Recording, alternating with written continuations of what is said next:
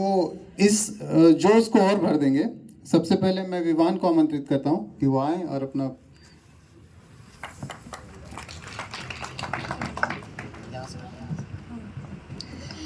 देश सलामे इस तिरंगे को जिससे तेरी शान है, फहराना हमेशा ऊंचा इसको जब तक तुझ में जान है, जब तक तुझ में जान है। A very hearty and enthusiastic good morning to one and all present over here. Respected ALA uncle, DIG uncle, and all my dear friends. My name is Vivan Bishnoi and I study in grade 5th. First of all, on this joyous occasion, I extend my warm greetings to each one of you and wish you all a very happy Republic Day. As we all gather here on 26th January, a day that holds immense significance in the history of our nation. It is a moment of pride and honor. This day marks the adoption of our Constitution, a guiding document that enshrines the principle of justice, equality, liberty, and fraternity. In the words of Mahatma Gandhi, be the change that you wish to see in the world. These profound words remind us that the transformation we seek in the society begins with each one of us. And as responsible citizens, let us embody the values we cherish and aspire to create positive changes.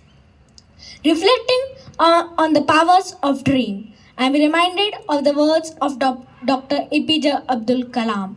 Dream, dream, dream. Dreams transform to thoughts and thoughts result in action. On this Republic Day, let us collectively dream of a nation where unity, peace, and prosperity prevail. Let our dreams inspire action that contribute to the growth and well-being of our beloved country. Our Constitution is a testament to the collective aspirations of our nation that values democracy and unity in diversity. It not only grants us right but also reminds us of our duties, but also reminds us of our responsibilities towards the growth and progress and prosperity of our great land. As we celebrate this Republic Day, let us reform our commitment towards the values enshrined in the Constitution. Let us strive to build a society where every individual, irrespective of gender, caste, or creed, can enjoy the fruits of justice and equality. In conclusion, let us carry the spirit of Republic Day beyond today. Let our dreams inspire action that contribute to the growth and well-being of our great land. अब हमारे महान कवियों की हमारी बहुत सारी प्रस्तुतियां हैं, तो मैं उन सभी को आपके समक्ष प्रस्तुत करना चाहूँगा। प्रणाम, मैं भी वही हूँ जो आप हैं, माँ भारती की संतान। आपकी तरह मेरी शराब में भी तपस्वियों का तेज भरा है। आज अपना परिचय इसलिए दे रहा हूँ क्योंकि प्रणाम करके परिचय देना हम भारतवासियों की परंपरा है, हम भारतवासियों की परंपरा है। भारत, मैं उस भारत से आता हूँ जिसके होठों पर गंगा और हाथों पर तिरंगा है। वो भारत जो कभी सत्यम शिवम सुंदरम, कभी वंदे मातरम और कभी पंजाब सिंध गुजरात मराठा द्रविड़ उत्कल बंगा है। मैं उस भारत से आता हूँ जो ठुकराए हो की शरण स्थली बन जाता है और 7 समुद्र पार परदेशियों को भी अपने ब्रदर एंड सिस्टर कह के बुलाता है।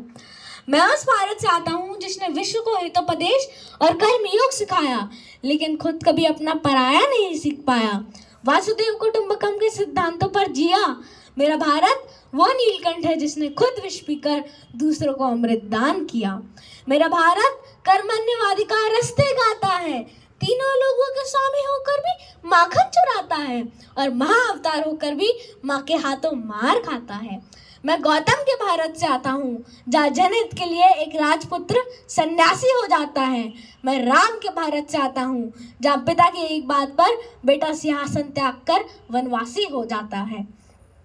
मैं उस भारत से आता हूँ जहाँ स्त्री को उसके स्वाभिमान से पहचाना जाता है।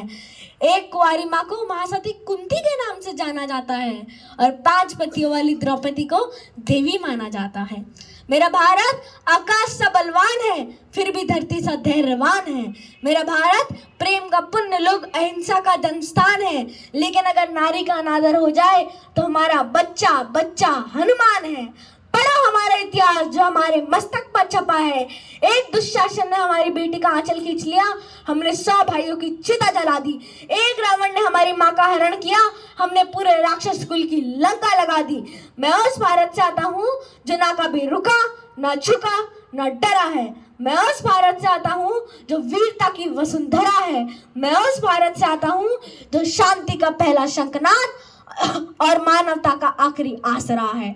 आज अपना परिचय इसलिए दिया क्योंकि प्रणाम कर कर परिचय देना हम भारतवासियों की परंपरा है, हम भारतवासियों की परंपरा है। अंत में मैं आप सभी को हमारे दिव्य भव्य रामलला की, हमारे अयोध्या में रामलला के मंदिर की प्राण प्रतिष्ठा की बहुत बहुत बधाइयाँ देता हूँ। लेकिन हम सबको पता होना चाहिए कि राम कौन है। कितनी दिक्कत होगी पता है राम समझ आ जाए तो। राम राम तो कह लोगे पर राम सा दुख भी सहना होगा। पहली चुनौती ये होगी कि मर्यादा में रहना होगा, और मर्यादा में रहना मतलब कुछ खास नहीं कर जाना है, बस त्याग को गले लगाना है और अहंकार जलाना है। अब अपने रामलला खातिर इतना ना कर पाओगे, शबरी का झूठा खाओगे तो पुरुषोत्तम कहलाओगे। काम क्रोध के भीतर रहकर तुमको शीतल बनना होगा, बुद्ध भी जिसकी छांव में बैठे वैसा पीपल बनना होगा ये सब कुछ, और वो भी शून्य में रहकर प्यारे। तभी तुमको पता चलेगा है कितने अद्भुत राम हमारे, है कितने अद्भुत राम हमारे। एक बार फिर आप सभी को हमारे 75वें रिपब्लिक डे की, गणतंत्र दिवस की हार्दिक शुभकामनाएं। धन्यवाद, आपका दिन शुभ हो। भारत माता की, भारत माता की जय हिंद, जय भारत। इधर आ जाओ, एक नहीं दो बहुत बढ़िया।